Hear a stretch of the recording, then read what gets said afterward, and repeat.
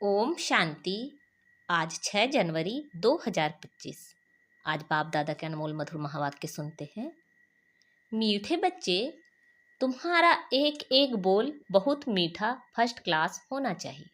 जैसे बाप दुख हरता सुख करता है, ऐसे बाप समान सबको सुख दो। आज की मुरली में प्रश्न है, लौकिक मित्र संबंधियों को ज्ञान देने की युक्ति क्या है? उत्तर है, कोई भी मित्र संबंधी आदि हैं तो उनसे बहुत नम्रता से, प्रेम भाव से मुस्कुराते हुए बात करनी चाहिए। समझाना चाहिए यह वही महाभारत लड़ाई है। बाप ने रुद्र ज्ञान यज्ञ रचा है। मैं आपको सत्य कहता हूँ कि भक्ति आदि तो जन्म जन्मांतर की, अब ज्ञान शुरू होता है। जब मौका मिले तो बहुत युक्ति से बात करो। कुटुंब परिवार में बहुत प्यार से चलो, कभी किसी को दुख ना दो। आज की मुरली में गीत बजा है, आखिर वह दिन आया आज। ओम शांति। जब कोई गीत बजता है तो बच्चों को अपने अंदर उसका अर्थ निकालना चाहिए। सेकंड में निकल सकता है। यह बेहद के ड्रामा की बहुत बड़ी घड़ी है ना। भक्ति मार्ग में मनुष्य पुकारते भी हैं। जैसे कोर्ट में केस होता है तो कहते हैं कब सुनवाई हो, कब बुलावा हो, तो हमारा केस पूरा हो। तो बच्चों का भी केस है। कौन सा केस? रावण ने तुमको बहुत दुखी बनाया है, तुम्हारा केस दाखिल होता है बड़े कोर्ट में। मनुष्य पुकारते रहते हैं, बाबा आओ, आ करके हमको दुखों से छुड़ाओ। एक दिन सुनवाई तो जरूर होती है। बाप सुनते भी हैं, ड्रामा अनुसार आते भी हैं, बिल्कुल पूरे टाइम पर। उसमें एक सेकंड का भी फर्क नहीं पड़ सकता है। बेहद की घड़ी कितनी एक्यूरेट चलती है। यहाँ तुम्हारे पास यह छोटी घड़ियाँ भी एक्यूरेट नहीं चलती हैं। यज्ञ का हर कार्य एक्यूरेट होना चाहिए, घड़ी भी एक्यूरेट होनी चाहिए। बाप तो बड़ा एक्यूरेट है, सुनवाई बड़ी एक्यूरेट होती है। कल्प कल्प कल्प के संगम युग पर एक्यूरेट टाइम पर आते हैं। तो बच्चों की अब सुनवाई हुई, बाबा आया हुआ है, अभी तुम सबको समझाते हो। आगे तुम भी नहीं समझते थे कि दुख कौन देता है, अभी बाप ने समझाया है। रावण राज्य शुरू होता है द्वापर से, तुम बच्चों को मालूम पड़ गया है। बाबा कल्प कल्प संगम युग पर आते हैं। यह है बेहद की रात। शिव बाबा बेहद की रात में आते हैं। श्री कृष्ण की बात नहीं। जब घोर अंधियारे में अज्ञान नींद में सोए रहते हैं, तब ज्ञान सूर्य बाप आते हैं बच्चों को दिन में ले जाने। कहते हैं मुझे याद करो, क्योंकि पतित से पावन बनना है। बाप ही पतित पावन है। वह जब आए तब तो सुनवाई हो। अब तुम्हारी सुनवाई हुई है। बाप कहते हैं मैं आया हूँ पतितों को पावन बनाने। पावन बनने का तुमको कितना सहज उपाय बताता हूँ। आजकल देखो साइंस का कितना जोर है, एटॉमिक्स बॉम्ब्स आदि का कितना जोर से आवाज होता है। तुम बच्चे साइलेंस के बल से इस साइंस पर जीत पाते हो। साइलेंस को योग भी कहा जाता है। आत्मा बाप को याद करती है, बाबा आप आओ तो हम शांति धाम में जाकर निवास करें। तो तुम बच्चे इस योग बल से, साइलेंस के बल से साइंस पर जीत पाते हो, शांति का बल प्राप्त करते हो। साइंस से ही यह सारा विनाश होने का है। साइलेंस से तुम बच्चे विजय पाते हो। बाहुबल वाले कभी भी विश्व पर जीत पा नहीं सकते। यह पॉइंट्स भी तुमको प्रदर्शनी में लिखनी चाहिए। दिल्ली में बहुत सर्विस हो सकती है, क्योंकि दिल्ली है सबका कैपिटल। तुम्हारी भी दिल्ली ही कैपिटल होगी। दिल्ली को ही परिस्तान कहा जाता है। पांडवों के किले तो नहीं है ना। किला तब बांधा जाता है जब दुश्मन चढ़ाई करते हैं। तुमको तो किले आदि की दरकार रहती नहीं। तुम जानते हो हम साइलेंस के बल से अपना राज्य स्थापन कर रहे हैं। उन्हों की है आर्टिफिशियल साइलेंस, तुम्हारी है रियल साइलेंस। ज्ञान का बल शांति का बल कहा जाता है। नॉलेज है पढ़ाई, पढ़ाई से ही बल मिलता है। पुलिस सुप्रिंटेंडेंट बनते हैं, कितना बल रहता है। वह सब हैं जिस्मानी बातें, दुख देने वाली। तुम्हारी हर बात रूहानी है। तुम्हारे मुख से जो भी बोल निकलते हैं, वह एक एक बोल ऐसे फर्स्ट क्लास मीठे हों जो सुनने वाला खुश हो जाए। जैसे बाप दुख हरता सुख करता है, ऐसे तुम बच्चों को भी सबको सुख देना है। कुटुंब परिवार को भी दुख आदि ना हो। कायदे अनुसार सबसे चलना है। बड़ों के साथ प्यार से चलना है। मुख से अक्षर ऐसे मीठे फर्स्ट क्लास निकले जो सब खुश हो जाएं। बोलो, शिव बाबा कहते हैं मन मना भव, उच्च ते उच्च मैं हूँ, मुझे याद करने से ही तुम्हारे विकर्म विनाश होंगे। बहुत प्यार से बात करनी चाहिए। समझो कोई बड़ा भाई हो, बोलो दादा जी शिव बाबा कहते हैं, मुझे याद करो। शिव बाबा, जिसको रुद्र भी कहते हैं, वही ज्ञान यज्ञ रचते हैं। श्री कृष्ण ज्ञान यज्ञ अक्षर नहीं सुनेंगे, रुद्र ज्ञान यज्ञ कहते हैं। तो रुद्र शिव बाबा ने यह यज्ञ रचा है, राजाई प्राप्त करने के लिए ज्ञान और योग सिखला रहे हैं। बाप कहते हैं भगवान नुआज माँ में कम याद करो, क्योंकि अभी सबकी अंत घड़ी है, वानप्रस्थ अवस्था है, सबको वापस जाना है। मरने समय मनुष्य को कहते हैं ना, ईश्वर को याद करो। यहाँ ईश्वर स्वयं कहते हैं मौत सामने खड़ा है, इनसे कोई बच नहीं सकते। अंत में ही बाप आकर के कहते हैं कि मुझे याद करो तो तुम्हारे पाप भस्म हो जाएं। इनको याद की अग्नि कहा जाता है। बाप गारंटी करते हैं कि इससे तुम्हारे पाप दग्ध होंगे। विकर्म विनाश होने का, पावन बनने का और कोई उपाय नहीं है। पापों का बोझा सिर पर चढ़ते चढ़ते, खाद पड़ते पड़ते सोना 9 कैरेट का हो गया है। 9 कैरेट के बाद मुलम्मा कहा जाता है। अभी फिर 24 कैरेट कैसे बने? आत्मा प्योर कैसे बने? प्योर आत्मा को जीवर भी प्योर मिलेगा। कोई मित्र संबंधी आदि हैं तो उनसे बहुत नम्रता से, प्रेम भाव से मुस्कुराते हुए बात करनी चाहिए, समझाना चाहिए यह तो वही महाभारत लड़ाई है, यह रुद्र ज्ञान यज्ञ भी है। बाप द्वारा हमको सृष्टि के आदि मध्य अंत की नॉलेज मिल रही है, और कहाँ भी यह नॉलेज मिल ना सके। मैं आपको सत्य कहता हूँ, यह भक्ति आदि तो जन्म जन्मांतर की है। अब ज्ञान शुरू होता है। भक्ति है रात, ज्ञान है दिन। सतयुग में भक्ति होती नहीं। ऐसे ऐसे युक्ति से बात करनी चाहिए। जब कोई मौका मिले तब तीर मारना होता है, तो समय और मौका देखा जाता है। ज्ञान देने की भी बड़ी युक्ति चाहिए। बाप युक्तियां तो सबके लिए बतलाते हैं। पवित्रता तो बड़ी अच्छी है। यह लक्ष्मी नारायण हमारे बड़े पूज्य है ना। पूज्य पावन फिर पुजारी पतित बने, पावन की पतित बैठ पूजा करें। यह तो शोभता नहीं है। कई तो पतित से दूर भागते हैं। वल्लभाचारी कभी पांव को छूने नहीं देते, समझते हैं यह छीछी मनुष्य हैं। मंदिरों में भी हमेशा ब्राह्मण को ही मूर्ति छूने का अलाउ रहता है। शूद्र मनुष्य अंदर जाकर छू ना सके, वहां ब्राह्मण लोग ही उनको स्नान आदि कराते हैं और कोई को जाने नहीं देते। फर्क तो है ना।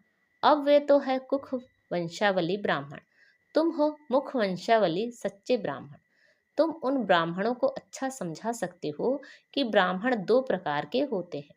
एक तो है प्रजापिता ब्रह्मा के मुख वंशावली, दूसरे हैं कुख वंशावली। ब्रह्मा के मुख वंशावली ब्राह्मण हैं उच्च ते उच्च चोटी। यज्ञ रचते हैं तो भी ब्राह्मणों को मुकर्रर किया जाता है। यह फिर है ज्ञान यज्ञ। ब्राह्मणों को ज्ञान मिलता है जो फिर देवता बनते हैं। वर्ण भी समझाए गए हैं। जो सर्विसेबल बच्चे होंगे उन्हें सर्विस का सदैव शौक रहेगा। कहाँ प्रदर्शनी होगी तो झट सर्विस पर भागेंगे। हम जाकर ऐसी ऐसी पॉइंट समझाएं। प्रदर्शनी तो प्रजा बनने का विहंग मार्ग है। आपे ही ढेर के ढेर आ जाते हैं, तो समझाने वाले भी अच्छे होने चाहिए। अगर कोई ने पूरा नहीं समझाया तो कहेंगे बीके के पास यही ज्ञान है, डिस सर्विस हो जाती है। प्रदर्शनी में एक ऐसा चुस्त हो तो समझाने वाले गाइड्स को देखता रहे। कोई बड़ा आदमी है तो उनको समझाने वाला भी ऐसा अच्छा देना चाहिए। कम समझाने वालों को हटा देना चाहिए। सुपरवाइज करने पर एक अच्छा होना चाहिए। तुमको तो महात्माओं को भी बुलाना है। तुम सिर्फ बतलाते हो कि बाबा ऐसे कहते हैं। वह उच्च ते उच्च भगवान है, वही रचयिता बाप है, बाकी सब है उनकी रचना। वर्षा बाप से मिलेगा, भाई भाई को वर्षा क्या देगा? कोई भी सुखधाम का वर्षा दे ना सके। वर्षा देते ही हैं बाप। सर्व का सदगति करने वाला एक ही बाप है, उनको याद करना है। बाप खुद आकर गोल्डन एज्ड बनाते हैं। ब्रह्मा तन से स्वर्ग स्थापन करते हैं। शिव जयंती मनाते भी हैं, परंतु वह क्या करते हैं यह सब मनुष्य भूल गए हैं। शिव बाबा ही आकर राजयोग सिखलाए वर्षा देते हैं। 5000 वर्ष पहले भारत स्वर्ग था। लाखों वर्ष की तो बात ही नहीं है। तिथि तारीख सब है, इनको कोई खंडन कर ना सके। नई दुनिया और पुरानी दुनिया आधा आधा चाहिए। वह सतयुग की आयु लाखों वर्ष कह देते तो कोई हिसाब हो ना सकता। स्वास्तिका में भी पूरे 4 भाग हैं। 1250 वर्ष हर युग में बांटे हुए हैं। हिसाब किया जाता है ना। वो लोग हिसाब तो कुछ भी जानते नहीं, इसलिए कौड़ी तुल्य कहा जाता है। अब बाप हीरे तुल्य बनाते हैं। सब पतित हैं, भगवान को याद करते हैं। उन्हों को भगवान आकर ज्ञान से गुलगुल बनाते हैं। तुम बच्चों को ज्ञान रत्नों से सजाते रहते हैं, फिर देखो तुम क्या बनते हो। तुम्हारी एम ऑब्जेक्ट क्या है? भारत कितना सिरताज था, सब भूल गए हैं। मुसलमानों आदि ने भी कितना सोमनाथ मंदिर से लूटकर मस्जिदों आदि में हीरे आदि जाकर लगाए हैं। अभी उनकी तो कोई वैल्यू भी नहीं कर सकते। इतनी बड़ी बड़ी मणियां राजाओं के ताज में रहती थी, कोई तो करोड़ की, कोई 5 करोड़ की। आजकल तो सब इमिटेशन निकल पड़ी है। इस दुनिया में सब है आर्टिफिशियल, पाई का सुख, बाकी है दुख। इसलिए सन्यासी भी कहते हैं काग विष्टा समान सुख है, इसलिए वह घर बार छोड़ते हैं। परंतु अब तो वह भी तमो प्रधान हो पड़े हैं। शहर में अंदर घुस पड़ते हैं, परंतु अब किसको सुनाए। राजा रानी तो है नहीं, कोई भी मानेगा नहीं। कहेंगे सबकी अपनी अपनी मत है, जो चाहे सो करे, संकल्प की सृष्टि है। अब तुम बच्चों को बाप गुप्त रीति पुरुषार्थ कराते रहते हैं। तुम कितना सुख भोगते हो। दूसरे धर्म भी पिछाड़ी में जब वृद्धि को पाते हैं, तब लड़ाइयाँ आदि खिटपिट होती है। पौना समय तो सुख में रहते हो। इसलिए बाप कहते हैं तुम्हारा देवी देवता धर्म बहुत सुख देने वाला है। हम तुमको विश्व का मालिक बनाते हैं, और धर्म स्थापक कोई राजा ही नहीं स्थापन करते हैं। वह सदगति नहीं करते, आते हैं सिर्फ अपना धर्म स्थापन करने। वह भी जब अंत में तमो प्रधान बन जाते हैं, तो फिर बाप को आना पड़ता है सतो प्रधान बनाने। तुम्हारे पास सैकड़ों मनुष्य आते हैं, परंतु कुछ भी समझते नहीं। बाबा को लिखते हैं फलाना बहुत अच्छा समझ रहा है, बहुत अच्छा है। बाबा कहते हैं कुछ भी समझा नहीं है। अगर समझ जाए बाबा आया हुआ है, विश्व का मालिक बना रहे हैं, बस उसी समय मस्ती चढ़ जाए, फौरन टिकट लेकर यह भागे। परंतु ब्राह्मणी की चिट्ठी तो जरूर लानी पड़े। बाप से मिलने के लिए बाप को पहचान जाए तो मिलने बिगर रह नहीं सके, एकदम नशा चढ़ जाए। जिन्हें नशा चढ़ा हुआ होगा उन्हें अंदर में बहुत खुशी रहेगी। उनकी बुद्धि मित्र संबंधियों में भटकेगी नहीं, परंतु बहुतों की भटकती रहती है। गृहस्थ व्यवहार में रहते कमल फूल समान पवित्र बनना है और बाप की याद में रहना है बहुत सहज।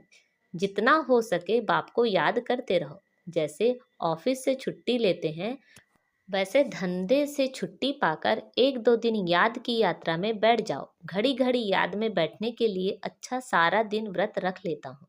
बाप को याद करने का कितना जमा हो जाएगा, विकर्म भी विनाश होंगे। बाप की याद से ही सतो प्रधान बनना है। सारा दिन पूरा योग तो किसी का लग भी ना सके। माया विघ्न जरूर डालती है, फिर भी पुरुषार्थ करते करते विजय पा लेंगे। बस आज का सारा दिन बगीचे में बैठ बाप को याद करता हूँ। खाने पर भी बस याद में बैठ जाता हूँ। यह है मेहनत। हमको पावन जरूर बनना है, मेहनत करनी है, औरों को भी रास्ता बताना है। बैज तो बहुत अच्छी चीज है। रास्ते में आपस में भी बात करते रहेंगे तो बहुत आकर सुनेंगे। बाप कहते हैं मुझे याद करो, बस मैसेज मिल गया तो हम रिस्पॉन्सिबिलिटी से छूट गए।